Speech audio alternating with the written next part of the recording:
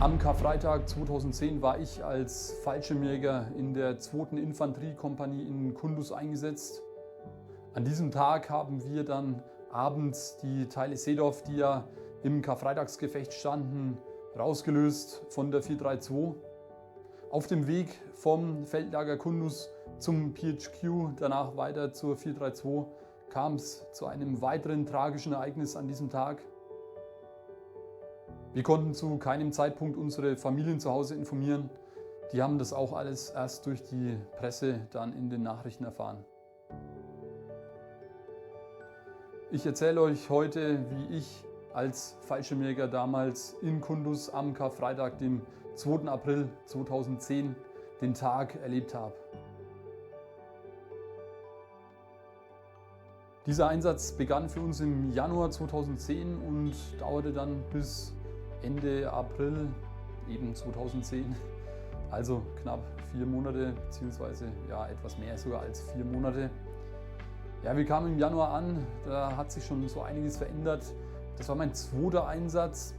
Ich war 2008, 2009 schon mal im Einsatz mit der Bundeswehr und zwar ebenfalls in Kunduz. Und ich erinnere mich eben ganz genau, dass es da noch etwas ruhiger zuging. Klar gab es auch schon immer wieder Anschläge, es gab auch vereinzelt Raketenangriffe aufs Lager und so weiter. Aber die Sicherheitslage hatte sich bis dahin drastisch verschärft und es war von meinem einen Einsatz zum nächsten, also zu dem 2. 2010, schon wirklich eine erhöhte Gefahr bzw. eine Sicherheitslage, die sich wirklich um einiges drastisch verändert hatte. Das sieht man allein auch an unserem Tickzettel, die wir bekommen haben, die jeder Soldat, der im Einsatz ist, bekommt und der im Feuerkampf eben stand. Und zwar dieser Tickzettel, also Tick für Troops in Contact, der listet dann quasi die Zwischenfälle, die Feuerkämpfe, die Gefechte auf, bei denen man eben beteiligt war. Und der Tickzettel im 2. Einsatz, der ist um einiges länger als der vom 1. Einsatz.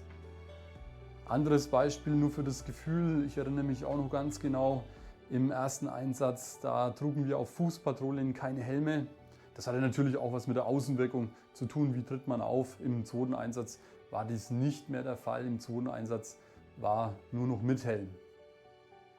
Also ging es los im Januar 2010 und wir gingen unserem Tagesgeschäft nach, was natürlich besteht aus der Sicherung des Raums Kunduz, Patrouillen zum Beispiel, Sicherung der Höhe 431 und Sicherung des PHQs, also PHQ zur Erklärung, das war das Police Headquarter, das afghanische Polizeiquartier eben in der Gegend hier in Kunduz. Und da waren wir eben auch immer wieder von Zeit zu Zeit, auch kurz vor dem Karfreitag. Da hatten wir eben Auftrag für 3, 4, 5 Tage die Sicherung dort zu übernehmen und waren eben dort zugegen. Dann sind wir wieder rein verlegt nach dem PHQ-Aufenthalt eben ins Feldlager Kunduz. Ja, und darauf folgte in der Regel die IRF Alpha Bravo, das heißt, das ist quasi wie so die Feuerwehr. Also wenn es draußen irgendwo knallt, dass die IRF zur Hilfe eilt, den Kräften, die dort im Raum eben Hilfe benötigen. Oder wenn zum Beispiel mal wieder Raketen aufs Lager geschossen wurden, da auch rauszufahren und dann weitere Maßnahmen zu treffen, aufzuklären und so weiter und so fort. Ja, und dann war natürlich auch immer TD, also technischer Dienst, das heißt Nachbereiten, Vorbereiten des Materials, alles wieder flott machen. Was gehört da dazu? Natürlich Munitionsvorrat wieder aufstocken, die Batterien checken, Fahrzeuge reinigen, tanken und so weiter. Alles, was natürlich klar ist, aber nur mal zur Erklärung, denn wer da nicht gearbeitet hat, der weiß das natürlich alles vielleicht nicht so genau. Also und so war es auch diesmal am 31.03.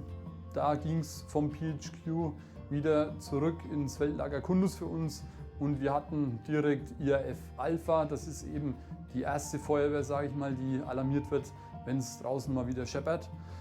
Und ja, das war da unser Auftrag am Folgetag, das heißt der 1. April, der Tag vor dem Karfreitag. Da hatten wir in Anführungsstrichen frei. Also das bedeutet TD, keine Aufträge, keine IRF, Nachbereitung.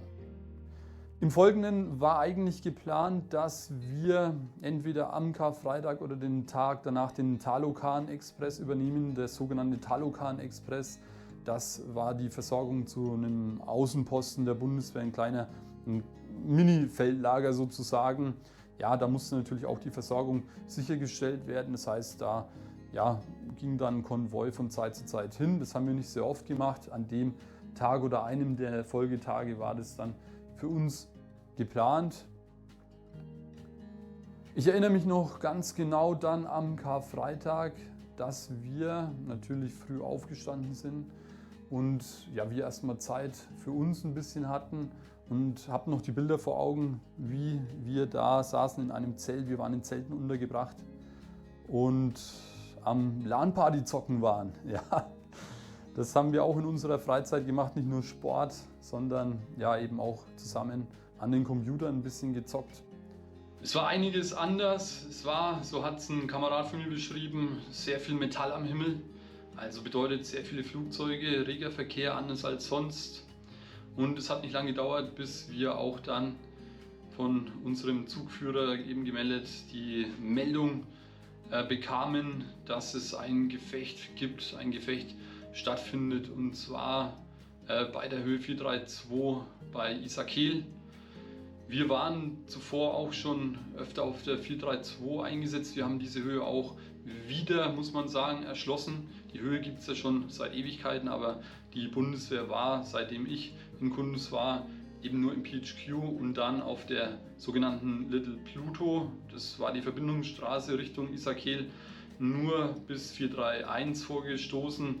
Und dann haben wir eben dann 2010 begonnen, die 432 auch noch zu bebauen, Stellungsbau und so weiter und so fort. Also zu dem Zeitpunkt war aber die 432 schon von der Bundeswehr eben besetzt, um den Raum dort zu überwachen. Und da bekam eben die Meldung, dass ein Gefecht ist.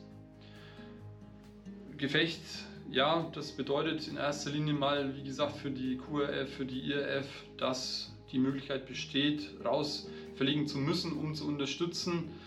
Wir waren ja an dem Tag nichts sozusagen. Wir hatten den Auftrag am Folgetag, also am 3. April, wie schon bereits gesagt, den Talokan Express durchzuführen. Ja, deswegen war jetzt weiter erstmal für uns quasi nichts geplant, hatten wir auch so im Hinterkopf. Ja, sind weitergegangen zu unserem Spiel.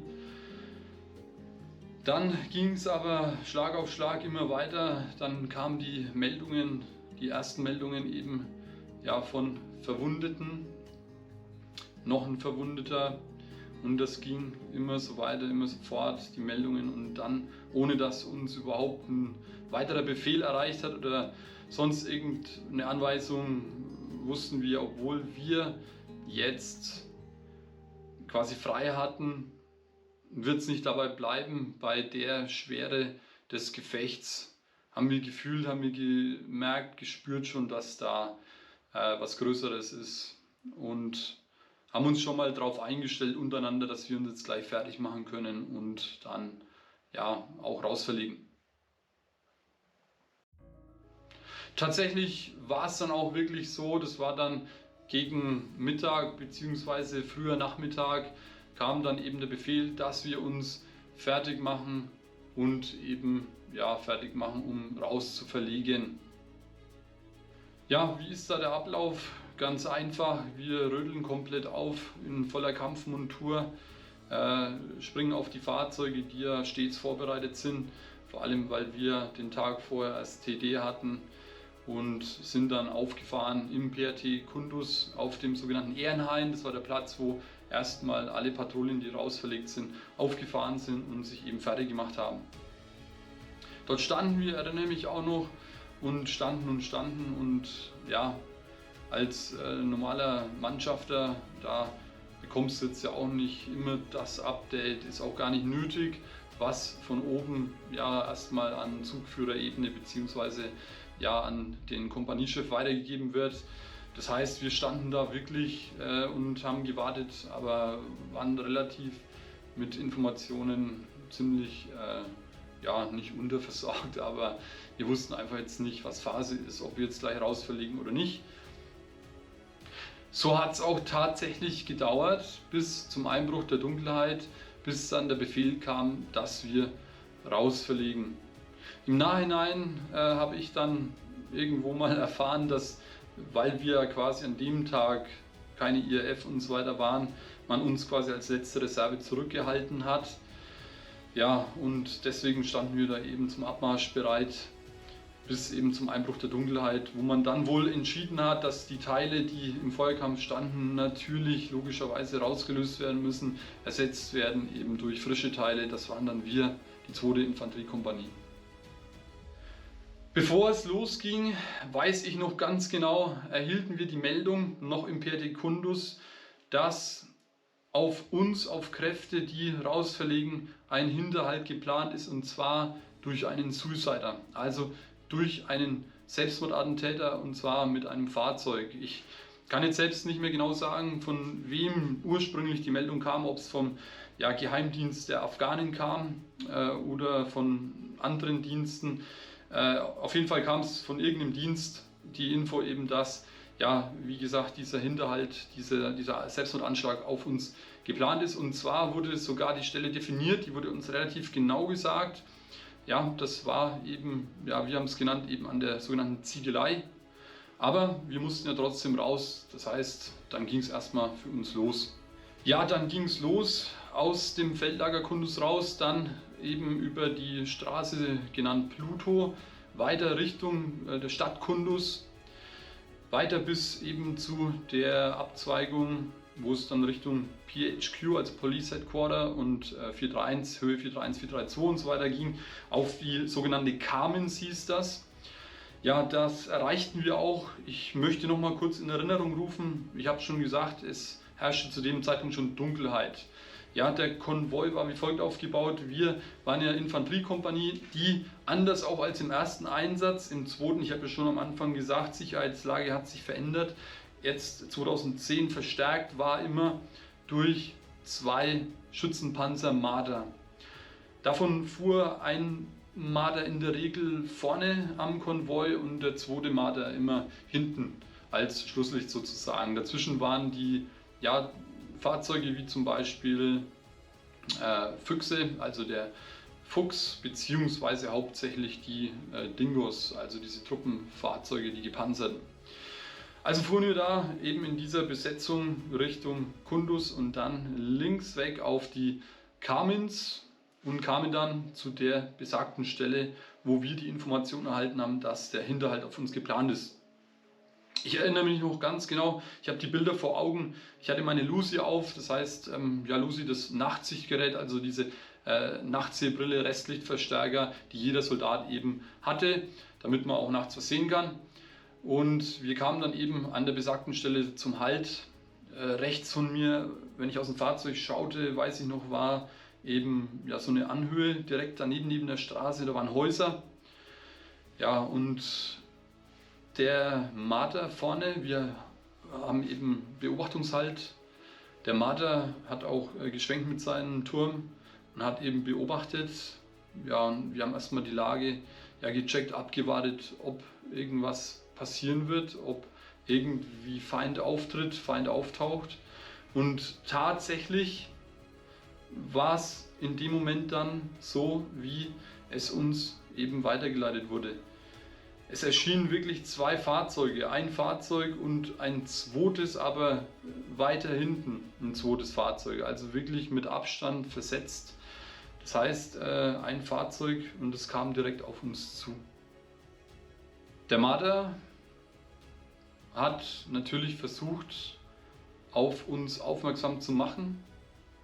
Die eigenen Teile haben alles in ihrer Macht Stehende getan und versucht, die ankommenden bzw. die Teile des Fahrzeugs, das auf uns zugefahren ist, zum Stehen zu bringen. Es wurde Signalpistole geschossen. Wir hatten immer im Rahmen der Rules of Engagement und so weiter, es gab für alles Ablaufpläne. welche Eskalationsstufen eingehalten werden müssen. Zum Beispiel in solchen Situationen, wenn wir Roadblocks gemacht haben, was muss als erstes gemacht werden, wenn ein Fahrzeug kommt und so weiter und so fort. Und ja, da war die Signalpistole eben eines der ersten Mittel der Wahl, dass ein Fahrzeug zum Stehen gebracht wird, wenn visuell quasi der Fahrer nicht erkennt, das sind Teile Militär. Ja, bei Dunkelheit natürlich sehr schwierig, deswegen hier auch, wenn Aufblinken, zum Beispiel Lichter und so weiter nichts hilft, Einsatz Signalpistole. Ja, was nichts geholfen hat, es wurden Warnschüsse abgegeben, Warnschüsse auch mit der 20 mm Bordkanone, und Warnschüsse gehen nicht in das Fahrzeug, sondern Warnschüsse gehen daneben. Alles in allem, ich werde jetzt nicht weiter ins Detail gehen, hat nichts dazu geführt, dass das Fahrzeug komplett zum Stehen gekommen wäre und angehalten hätte, sondern es ist immer weiter auf uns zugefahren, woraufhin es dann quasi zum direkten Beschuss kam.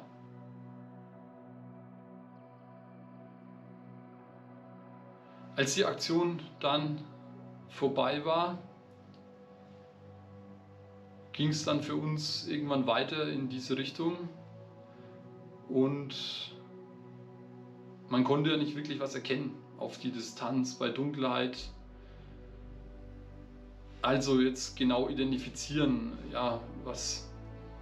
um was hat sich da tatsächlich gehandelt, und je näher wir kamen, desto mehr wurde uns klar, dass das möglicherweise keine Feindteile waren, sondern dann wurde quasi bekannt, und erkannt, als wir dann vorbeigefahren sind. Ich erinnere mich noch ganz genau, wir sind links an denen vorbeigefahren, an dem Fahrzeug, und das Fahrzeug war eben hier rechts von mir, und da haben wir dann erkannt, dass es sich um einen Pickup gehandelt hat, und das war eben von den afghanischen Kräften.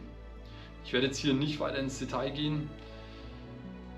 Das war eben ein Vorfall, der so grundsätzlich nicht passieren dürfte.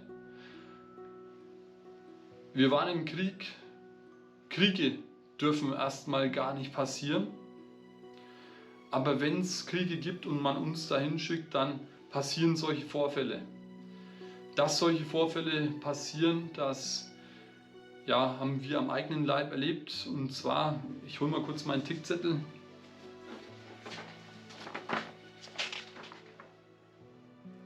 Am 9.2.,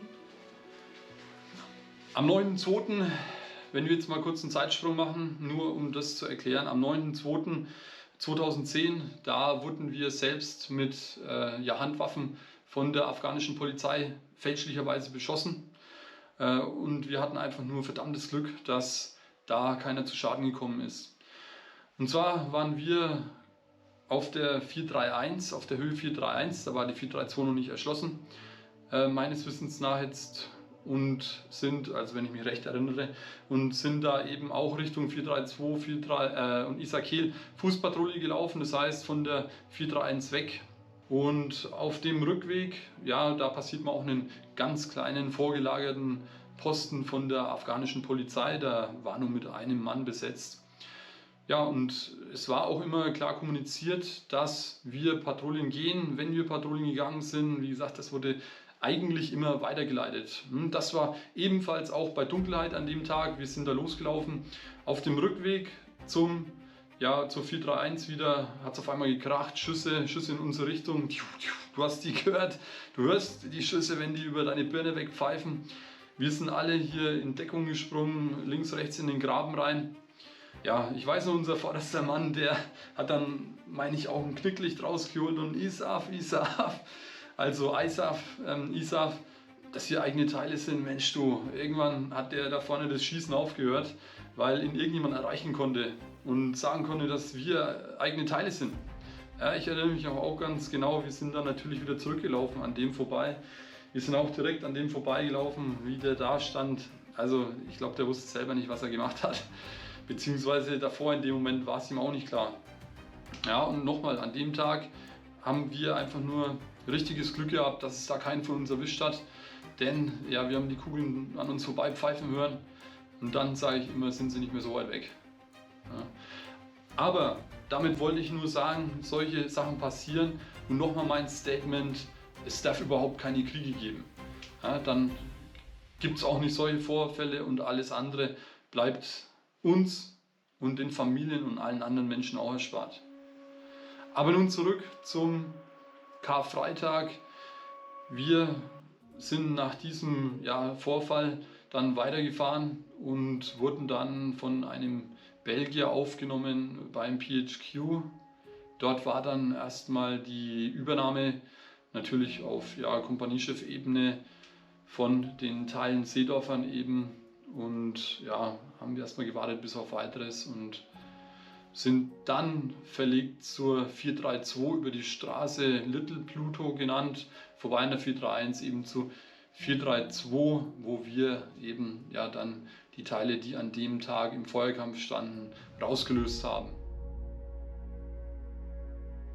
Ja, unsere Familien zu Hause, ich erinnere mich noch, wie mir danach erzählt wurde, eben meine Nachbarin damals, meine ehemalige, die ist an dem Tag zu meiner Mutter gegangen und hat dann gefragt, ob die schon den Fernseher angemacht haben, ob die schon was mitbekommen haben, denn in Kundus scheint es irgendwie zu einem größeren Gefecht gekommen zu sein mit mehreren Verletzten, mehreren Gefallenen. Meine Mutter hat mir im Nachhinein dann immer nur erzählt, wie sie dann in Berlin angerufen hat und das Headquarter rund gemacht hat. Natürlich wissen wollte, ob ich auch betroffen bin. Die durften natürlich keine Informationen rausgeben.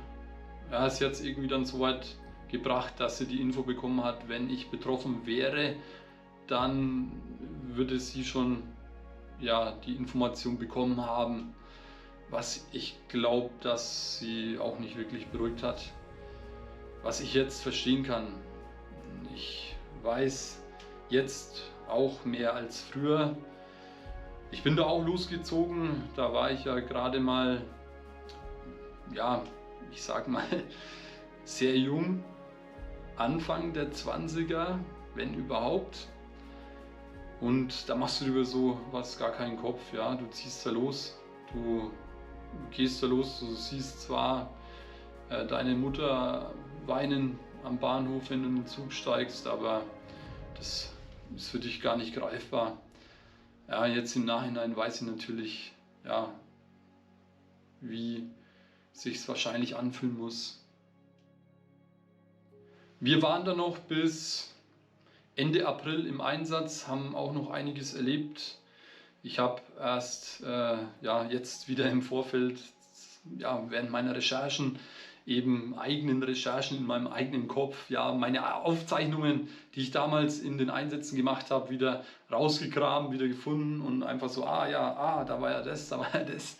Ich habe ja auch teilweise Skizzen angefertigt und habe da auch einiges wieder gefunden, Skizzen von weiteren Gefechten, von sehr langen, schweren Gefechten, die ich, wie ich beschlossen habe, bei Gelegenheit mal hier erzählen werde, beziehungsweise meine kompletten Einsätze.